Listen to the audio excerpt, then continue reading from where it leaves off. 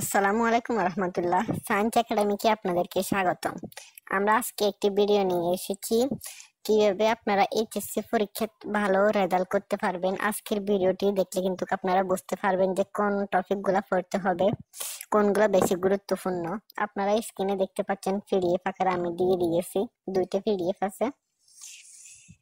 এখানে দেখতে পাচ্ছেন শর্ট সিলেবাস অনুযায়ী বিভাগ হচ্ছে 60টা। ক বিভাগ, খ বিভাগ, গ বিভাগ, ঘ বিভাগ। ক বিভাগ থেকে আসবে গদ্য, খ বিভাগ থেকে আসবে কবিতা, গ বিভাগ থেকে আসবে উপন্যাস, ঘ বিভাগ থেকে আসবে নাটক। এখন ক বিভাগ থেকে প্রশ্ন আসবে 60টি, প্রশ্ন থেকে দুটি দিতে হবে। ক বিভাগ থেকে দুটি প্রশ্ন দিতে হবে। খ বিভাগ থেকে আসবে দুইটি কবিতা, 3টি প্রশ্ন আসবে, দুটি দিতে হবে। এখানে মোট 4টি। গ বিভাগ উপন্যাস থেকে দিতে হবে দুইটি, যে কোনো একটি বিভাগ। ঘ বিভাগ নাটক, নাটক দুটি প্রশ্ন থাকবে, একটি দিতে হবে। তাহলে এখানে হয়েছে 6টি, আর একটি যে কোনো অংশ থেকে দিয়ে দিলে হবে। উপন্যাস অথবা আপনারা যেটা ভালো বুঝেন সেটা। আমার মনে হয় যে অনেকে বেশি কবিতা বুঝেন, অথবা কবিতা থেকে দিয়ে দিতে পারেন, অথবা গদ্য থেকে দিয়ে দিতে পারেন। যার যেটা আইডিয়া ভালো সেখান থেকে একটা দিয়ে দিতে পারবেন। তারপরে দেখতে পাচ্ছেন এখানে এমসিকিউ। এমসিকিউ আপনাদের 30টা আসবে। গদ্য থেকে দিতে পারবা তোমরা 12টি, পদ্য থেকে 12টি, 24টি, নাটক থেকে 3টি, উপন্যাস থেকে 3টি, 30টি হয়ে গেছে। এখানে এখানে তোমার যে টপিক গুলো গুরুত্বপূর্ণ, অপরিচিত সকল বোর্ড থেকে করবা তোমরা এই কয়দিনের মধ্যে। সকল বোর্ড, এখন শুধু বোর্ড গুলা দেখবা, সকল বোর্ডের প্র্যাকটিস করবা, তাহলে কিন্তু হয়ে যাবে।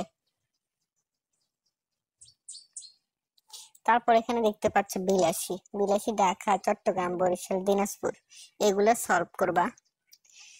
আমার পথ, সকল বোর্ড 3 বছর যাবত এখানে গত 3 বছর যাবত এগুলা এসেছে সকল বোর্ডের। মাসি পিসি, সকল বোর্ড, মাসি পিসি, আমার পথ, বিলাসী, অপরাজিতা, এগুলা কিন্তু খুবই গুরুত্বপূর্ণ। এইখানে যদি তোমরা এগুলা পড়ো তাহলে এখানে 4-5টা গদ্য থেকে কিন্তু 2-3টা কমন চলে আসতে পারে। এগুলা যদি ভালো আইডিয়া থাকে, মূল ভাব এবং লেখক পরিচিতি এগুলা থেকে বেশিরভাগ আসে বলতে জ্ঞানমূলক এগুলা আসে। তারপর এমসিকিউ এগুলা পড়বা, এগুলা এখান থেকে আসবে। তারপরে দেখতে পাচ্ছ রেইনকোট, পরের পিডিএফ আছে রেইনকোট, 52 দিনগুলো, মানব কল্যাণ, পদ্ম। রেইনকোটে কুমিল্লা, রাজশাহী, দিনাজপুর, যশোর, চট্টগ্রাম, এগুলা পড়লে হবে। তারপর আছে 52 দিনগুলো, এগুলো সকল বোর্ডে পড়বা, সকল বোর্ড থেকে কিন্তু আশা করি আসবে। মানব কল্যাণ এটা এতটা গুরুত্বপূর্ণ না, তারপরে সবগুলা মানব কল্যাণের এগুলা তোমরা প্র্যাকটিস করতে পারো, হঠাৎ যদি চলে আসে। তারপরে আমরা পদ্ম থেকে দেখবো, পদ্ম থেকে 3টি থেকে যে কোনো 2টি দিতে পারবা। তারপরে এখানে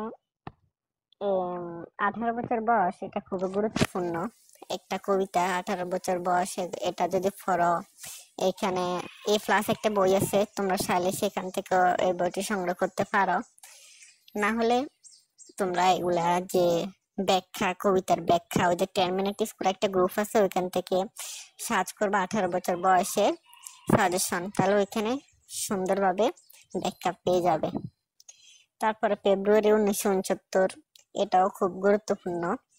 যেগুলা 3টা স্টার দেওয়া হয়েছে এগুলা খুবই গুরুত্বপূর্ণ। এখানে 4টা কবিতা খুব গুরুত্বপূর্ণ।